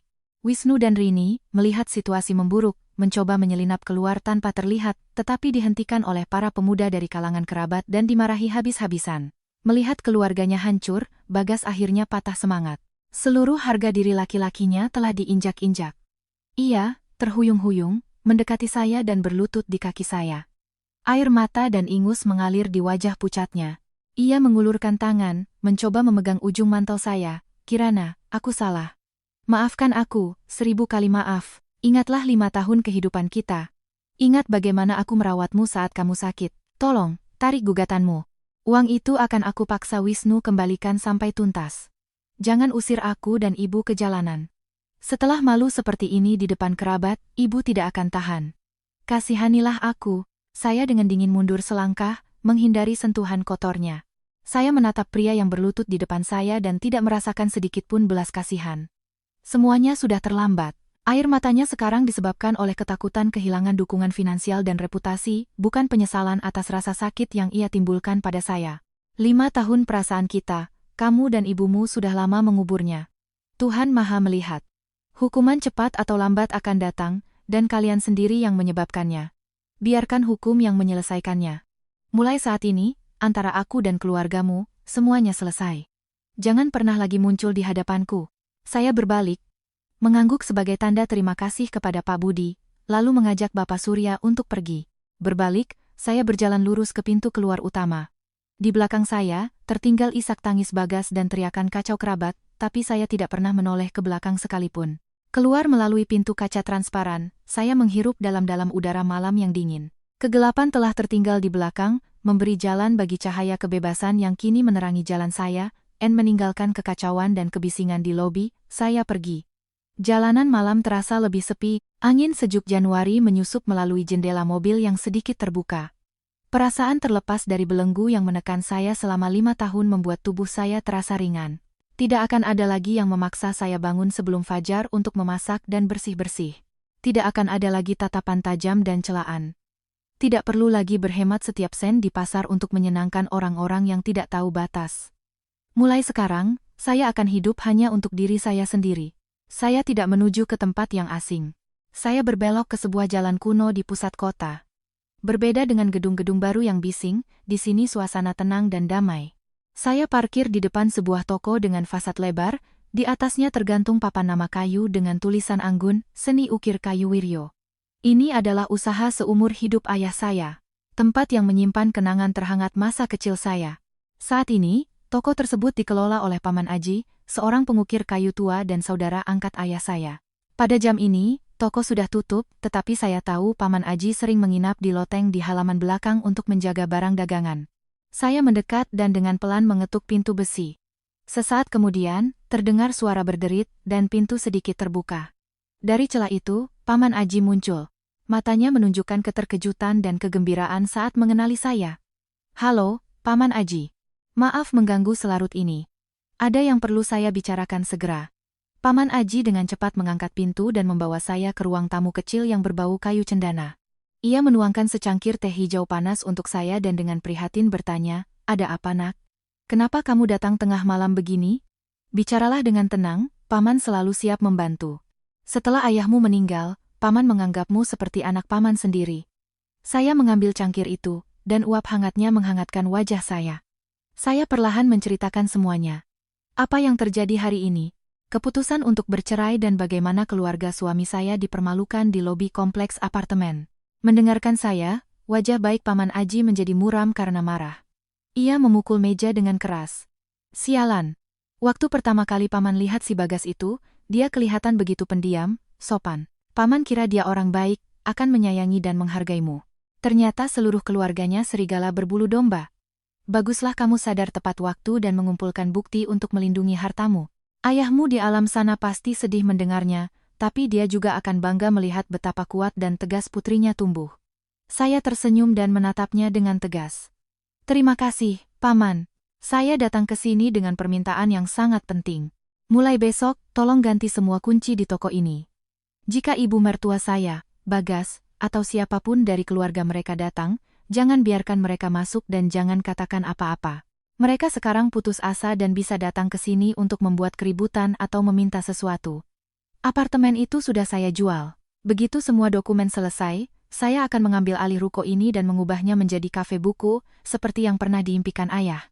Paman Aji mengangguk dengan tegas, memukul dadanya. "Kamu bisa andalkan Paman.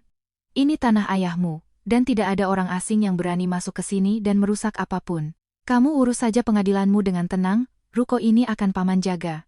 Akan paman bersihkan semua, siapkan untuk hari saat kamu mulai renovasi. Setelah berdiskusi detail dengan Paman Aji, saya pamit agar ia bisa beristirahat. Saya pergi ke sebuah hotel bintang 5 di tepi danau dan menyewa kamar mewah untuk tinggal beberapa hari sementara apartemen dijual. Saat saya mendaftar di resepsionis, seorang gadis dengan seragam elegan tersenyum sopan dan menyerahkan sebuah paket kecil yang disegel kepada saya. Ibu Kirana, beberapa waktu lalu, seorang pria yang mengaku sebagai suami Anda datang dan meninggalkan ini untuk Anda. Ia bilang tidak bisa menghubungi Anda dan meminta agar ini diserahkan langsung ke tangan Anda.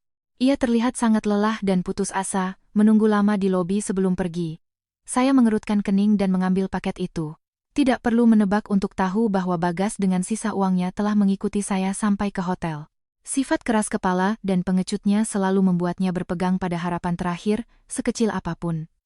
Saya berterima kasih kepada gadis itu, mengambil barang bawaan saya, dan naik ke kamar. Kamar hotel itu luas, dengan desain mewah dalam nuansa hangat. Saya melempar tas ke sofa, duduk, dan dengan dingin merobek bungkusan itu. Di dalamnya ada sebuah kotak beludru merah usang dan sepucuk surat yang ditulis tergesa-gesa di selembar kertas bergaris. Saya membuka kotak itu. Di dalamnya ada sebuah cincin perak murah dengan desain kuno. Ini adalah cincin yang Bagas berikan pada ulang tahun pertama hubungan kami, saat kami masih kuliah. Saat itu, ia memegang tangan saya dan bersumpah bahwa meskipun cincin itu murah, di dalamnya terkandung cinta yang paling tulus dan murni, dan bahwa ia akan berusaha seumur hidupnya agar saya tidak kekurangan apapun. Saya tersenyum sinis dan mengambil surat itu. Tulisan tangan yang tidak rata itu penuh dengan keluhan dan permohonan. Bagas meminta saya untuk mengingat masa lalu, menyalahkan ibunya atas segalanya, bersumpah untuk berubah, memutuskan hubungan dengan keluarga Wisnu, dan mengabdikan seluruh dirinya untuk saya. Ia menggunakan barang kenangan lama untuk membangkitkan rasa kasihan, mencoba memanipulasi wanita yang menurutnya masih mencintainya. Tapi ia salah. Cinta sejati tidak sejalan dengan keserakahan. Cinta tidak hidup dalam perhitungan rendah. Cincin perak yang dulu menjadi simbol cinta masa muda, kini hanya menjadi perwujudan kepalsuan dan murahan. Saya perlahan berdiri, mengambil cincin dan surat itu, berjalan ke keranjang sampah di dekat meja rias dan, tanpa ragu sedetik pun, melepaskan genggaman saya. Cincin dan surat itu jatuh ke dasar, selamanya memutuskan semua ikatan dengan masa lalu yang penuh kebohongan. Saya pergi ke kamar mandi dan berendam di air hangat dengan beberapa tetes minyak lavender yang menenangkan. Kotoran, kelelahan, dan energi negatif hari ini terhanyut oleh aliran air. Keluar dari kamar mandi, saya mengenakan jubah sutra lembut, mengeringkan rambut panjang saya, dan berbaring di tempat tidur empuk yang beraroma spray segar. Di luar jendela, lampu-lampu berkelip di permukaan danau yang tenang. Saya menutup mata, dan senyum lega tipis muncul di bibir saya. Ini adalah tidur paling nyenyak dan tenang dalam 5 tahun terakhir. Masa lalu yang memalukan telah dikunci dan dibuang. Besok, saat bangun, saya akan menghirup udara kebebasan, siap menyambut kehidupan baru yang cerah dan membanggakan yang menanti saya, matahari pagi yang cerah pada tanggal 7 Syawal menembus tirai tipis, dengan lembut membangunkan saya dari tidur nyenyak. Sudah lama saya tidak tidur begitu lelap, tanpa mimpi buruk, tanpa terkejut oleh dengkuran Bagas atau batuk malam ibu mertua yang meminta air. Saya meregangkan tubuh, menghirup aroma serai yang menguar di kamar hotel mewah itu dengan sepenuh hati. Perasaan ringan dan energi memenuhi tubuh saya, seperti saat berusia 19 tahun, sebelum saya terjerumus ke dalam lingkaran setan pernikahan saya yang malang. Saya bangkit dengan santai, merapikan diri, dan mengenakan gaun sutra elegan berwarna krem. Turun ke restoran hotel untuk sarapan, saya memilih meja di dekat jendela dengan pemandangan danau yang tenang. Sambil menyesap kopi hitam panas, saya menelusuri berita pagi di ponsel. Membuka feed berita portal kota, saya langsung melihat video viral dengan judul yang mencolok, keluarga buat onar di lobi apartemen elit tengah malam, serang satpam dan melawan polisi. Saya menyesap kopi dan dengan tenang menekan tombol putar. Di video yang direkam oleh salah seorang penghuni, ibu mertua saya, Ibu Ratna, dengan rambut acak-acakan berteriak histeris dan berguling-guling di lantai depan pos keamanan apartemen Mutiara Senja. Ia memaki-maki perusahaan pengelola dan mencakar seorang satpam muda.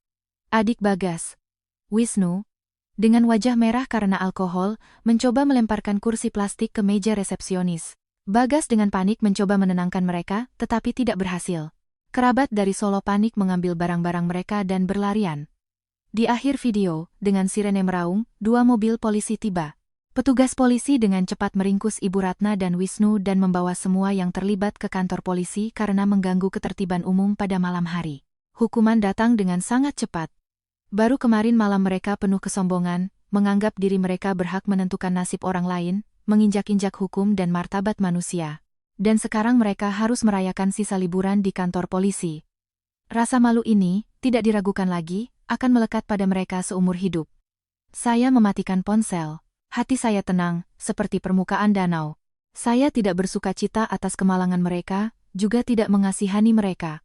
Bagi saya, mereka sekarang hanyalah orang asing yang membayar harga atas keserakahan dan kekejaman mereka. Setelah sarapan, saya langsung pergi ke kantor pusat bank. Kemarin saya hanya meminta agar rekening dibekukan secara darurat. Hari ini, saya perlu sepenuhnya membatalkan semua akun lama untuk selamanya menutup celah apapun bagi mereka untuk menarik uang. Pegawai bank, setelah memeriksa dokumen saya dengan cermat, dengan cepat menyelesaikan semua operasi di sistem. Semua kartu tambahan atas nama Bagas, semua rekening tabungan bersama yang ia curi darinya, diblokir dan dihapus selamanya. Begitu saya keluar dari bank, telepon berdering. Itu adalah pengacara Bapak Surya. Suaranya hari ini terdengar bersemangat dan percaya diri. Selamat pagi, Ibu Kirana. Saya menelepon untuk memberitahu Anda dua berita penting. Pertama, permohonan pembekuan aset yang saya ajukan kemarin telah diterima dan disetujui secara darurat oleh pengadilan pagi ini. Bagas Pratama tidak akan bisa lagi menarik aset apapun. Kedua, dan ini yang paling penting, detektif swasta yang saya sewa telah mengumpulkan bukti, foto, dan rekening koran, yang mengkonfirmasi bahwa Bagas Pratama selama hampir 2 tahun diam-diam memelihara seorang wanita simpanan muda di sebuah apartemen sewaan di Jakarta Selatan. Semua biaya sewa dan pembelian barang-barang mahal untuknya ia bayarkan dari kartu gajinya, sementara kepada Anda ia mengatakan bahwa perusahaan sedang rugi untuk menghindari kontribusi pada anggaran keluarga. Saya terdiam, menggenggam ponsel dengan erat. Memelihara wanita simpanan. Ternyata, kebejatan pria ini tidak terbatas pada mendengarkan ibunya dan mencuri uang dari istri untuk adiknya. Ia juga secara terang-terangan selingkuh dari saya. Selama 2 tahun itu, saat ia pura-pura pergi dinas, saat dengan dalih lelah ia menolak keintiman, selama itu ia menghabiskan tenaga dan uangnya untuk wanita lain. Rasa jijik membuncah di tenggorokan, tetapi pikiran kuat saya segera menahannya. Bukti ini adalah pukulan telak yang sempurna. Saya menarik napas dalam-dalam dan menjawab pengacara dengan nada yang sangat tenang. Terima kasih, Pak Surya. Tolong siapkan kasus ini dengan cermat. Perselingkuhan dan penggunaan dana bersama untuk memelihara wanita simpanan adalah pelanggaran berat terhadap hukum perkawinan. Saya ingin dia mengembalikan setiap rupiah yang dihabiskan tidak pada tempatnya. Kita akan bertemu di pengadilan sebagai pemenang mutlak. Menutup telepon, saya belum sempat sampai ke tempat parkir ketika telepon berdering lagi. Kali ini dari Anton, agen properti. Suaranya terdengar gembira. Ibu Kirana, selamat lebaran. Apartemen Anda sudah ada pembelinya, sudah memberikan uang muka. Kami hanya menunggu keputusan Anda mengenai tanggal penandatanganan akad dan serah terima. Mereka adalah pasangan suami istri yang baru saja kembali dari luar negeri. Mereka sangat menyukai lokasi dan desain apartemen. Mereka siap membeli dengan harga Anda, pembayaran 100% tunai tanpa KPR. Yang penting, Anda bisa menyelesaikan transaksi minggu ini. Datanglah ke kantor untuk menandatangani perjanjian pengikatan jual-beli. Kabar baik datang silih berganti, dan suasana hati saya melambung. Saya segera pergi ke agensi, semua formalitas diselesaikan dengan cepat dan jelas. Memegang cek uang muka sebesar 200 juta rupiah, saya sadar bahwa saya telah benar-benar memutuskan hubungan dengan tempat yang penuh kenangan menyakitkan. Setelah menerima uang, saya tidak menunda-nunda. Saya meminta Anton untuk mencarikan saya apartemen lain. Persyaratan saya sederhana. Tidak terlalu besar, 1 kamar tidur, tetapi di lantai tinggi dengan keamanan yang baik. Dan yang terpenting, dengan pemandangan sungai. Anton terbukti seorang profesional sejati. Pada hari yang sama, malamnya, ia menunjukkan kepada saya sebuah apartemen di lantai 20 yang sepenuhnya memenuhi ekspektasi saya. Berdiri di balkon yang luas, ditiup angin, dan memandangi aliran sungai yang tenang di bawah sinar matahari terbenam, saya tanpa ragu setuju untuk membeli. Ini akan menjadi sarang baru saya, di mana tidak akan ada tempat untuk kebohongan dan air mata. Hari-hari berikutnya berlalu dalam kesibukan yang menyenangkan. Pengurusan dokumen properti saya serahkan sepenuhnya kepada Anton. Waktu yang tersisa saya curahkan untuk toko ayah saya. Saya mengundurkan diri dari pekerjaan lama, memutuskan untuk menjadi tuan atas hidup saya sendiri. Paman Aji membantu saya membersihkan ruangan. Saya sendiri yang menggambar desainnya. Dinding-dinding tua dicat dengan warna krem hangat. Rak-rak kayu antik saya ubah menjadi rak buku besar hingga ke langit-langit. Saya memesan perabotan kayu sederhana, tanaman hijau dalam pot, dan pencahayaan hangat. Saya akan membuka kafe buku, tempat orang-orang yang mencintai ketenangan dapat minum secangkir teh wangi, membaca buku bagus, dan beristirahat dari hiruk-pikuk. Ini adalah impian masa kecil saya, yang terpaksa saya tunda saat mencoba menjadi istri dan menantu yang baik. Sekarang, saya membangunnya kembali dari nol dengan tangan saya sendiri. Seminggu penantian berlalu sekejap. Pagi ini, langit di atas kota cerah, dan tak berawan. Sinar matahari keemasan jatuh di anak tangga pengadilan kota, kehangatannya mengusir dinginnya musim yang lalu. Saya mengenakan setelan bisnis biru muda. Rambut saya tertata rapi dalam sanggul, riasan saya sederhana namun menonjolkan ketegasan saya. Saya dengan bangga dan percaya diri menaiki tangga. Di samping saya, berjalan pengacara Bapak Surya, dengan tasnya yang penuh bukti tak terbantahkan, percaya diri dan tenang. Di ruang sidang, suasana hening dan hikmat. Keluarga Bagas Pratama sudah ada di sana. Melihat mereka, saya hampir tidak mengenali mereka. Hanya dalam seminggu, mereka telah berubah drastis. Bagas mengenakan kemeja kusut, tidak bercukur, dengan lingkaran hitam pekat di bawah matanya yang penuh keputusasaan. Di bangku penonton, duduk Ibu Ratna.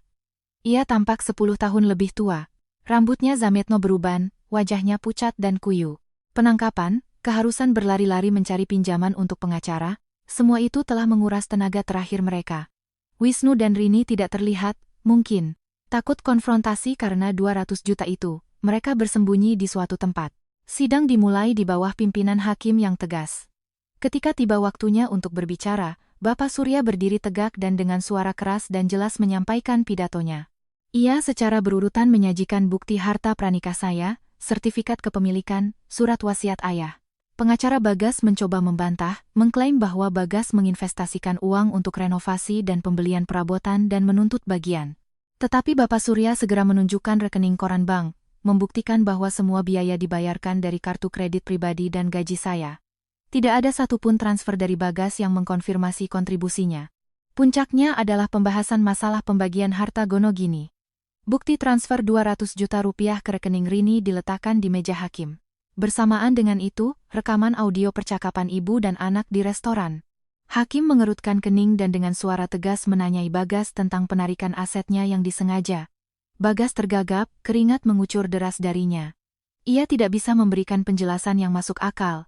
Dan pukulan terakhir yang menentukan diberikan ketika Bapak Surya menyajikan kepada pengadilan bukti perselingkuhan Bagas. Foto-foto di mana ia memeluk wanita simpanan mudanya di depan pintu apartemen sewaan, kwitansi pembelian perhiasan dan pakaian mahal dari kartu gajinya. Semuanya diletakkan di atas meja. Ruang sidang menjadi riuh. Ibu Ratna, yang duduk di belakang, terkesiap dan memegangi jantungnya. Ia selalu bangga dengan putranya yang baik dan teladan, dan sekarang, kebenaran yang terungkap di depan semua orang telah merenggut sandaran terakhirnya. Bagas benar-benar hancur, lututnya gemetar. Ia menyandarkan kepalanya di meja dan menangis terseduh-seduh. Semua pembelaannya hancur oleh bukti-bukti kuat. Setelah bermusyawarah, hakim dengan lantang membacakan putusan. Berkat bukti yang kuat, hukum berpihak pada saya. Pengadilan mengabulkan gugatan cerai saya. Mengenai harta, apartemen dan ruko komersial diakui sebagai milik pribadi saya. Pengadilan mewajibkan Bagas Pratama untuk mengembalikan kepada saya 200 juta rupiah yang ia transfer secara sewenang-wenang kepada adiknya, serta mengganti semua dana yang dihabiskan untuk memelihara wanita simpanan. Mengenai sisa tabungan bersama, dengan mempertimbangkan pelanggaran berat kesetiaan suami istri oleh Bagas, kekerasan psikologis, dan penarikan aset, pengadilan memutuskan bahwa saya mendapatkan 80% dari jumlah tersebut, dan Bagas hanya 20%. Selain itu, ia diwajibkan membayar saya sejumlah besar sebagai kompensasi kerugian moral. Saya meraih kemenangan telak yang gemilang. Tidak ada belas kasihan bagi mereka yang dengan sengaja menghancurkan hidup orang lain. Keluar dari gedung pengadilan, saya memejamkan mata dari silaunya matahari. Udara bersih yang bebas memenuhi dada saya. Bapak Surya mengucapkan selamat kepada saya dan pergi. Saya berlama-lama di anak tangga, memandangi lalu lintas yang ramai. Tiba-tiba, dari belakang terdengar langkah kaki tergesa-gesa. Saya berbalik, Bagas berlari tergopoh-gopoh ke arah saya. Matanya merah dan bengkak, bahunya terkulai. Ia tampak menyedihkan. Ia berhenti 2 langkah dari saya. Bibirnya bergetar dalam upaya terakhir untuk memperbaiki sesuatu. Kirana, aku kehilangan segalanya. Aku tidak punya tempat tinggal. Aku tidak punya uang. Di tempat kerja, mereka tahu tentang skandal ini dan akan memecatku. Ibu baru saja dibawa ke rumah sakit karena krisis hipertensi. Aku mohon, demi masa lalu kita, maafkan saja kompensasi itu. Aku diambang kehancuran. Saya menatap lurus ke mata putus asa pria yang pernah menjadi suami saya. Sifat pengecutnya menjijikkan. Bahkan di saat-saat terakhir, ia hanya bisa memohon belas kasihan, bukannya dengan jantan menerima konsekuensi dari perbuatannya. Saya menggelengkan kepala. Wajah saya sedingin es. Putusan sudah dijatuhkan. Itu uangku, hasil keringat dan darahku, dan aku tidak akan mengalah sepeser pun. Jalan ini kalian pilih sendiri bersama ibumu. Saat kalian berencana untuk mengeksploitasiku dan merampok warisan ayahku, apakah kalian berpikir bahwa aku akan berada di ambang kehancuran? Bayar utangmu, Bagas. Hiduplah dengan baik, dan aku sarankan kamu tidak lagi merusak hidup wanita manapun. Setelah mengatakan itu, saya dengan tegas berbalik dan pergi. Tanpa pernah menoleh ke belakang, teriakan putus asanya tenggelam dalam kebisingan arus kota. Saya mendekati mobil saya, duduk di belakang kemudi. Mobil bergerak mulus. Saya menyalakan musik, dan kabin dipenuhi melodi musim semi yang ceria. Saya dengan percaya diri menginjak gas, dan mobil melaju ke depan, meninggalkan kegelapan masa lalu. Rasa sakit, air mata dan pengkhianat. Di depan ada jembatan di atas sungai. Apartemen saya yang nyaman di lantai 20, bermandikan cahaya, dan kafe buku saya, yang menunggu pembukaannya. Matahari cerah bersinar melalui kaca depan, memantulkan wajah seorang wanita yang kuat, bebas, dan bahagia. Kehidupan baru saya dimulai pada saat ini juga. Meninggalkan putusan pengadilan dan mereka yang membayar harga atas keserakahan tak terhingga mereka, saya melaju menuju cahaya. Nasib seorang wanita pada akhirnya bergantung pada dirinya sendiri.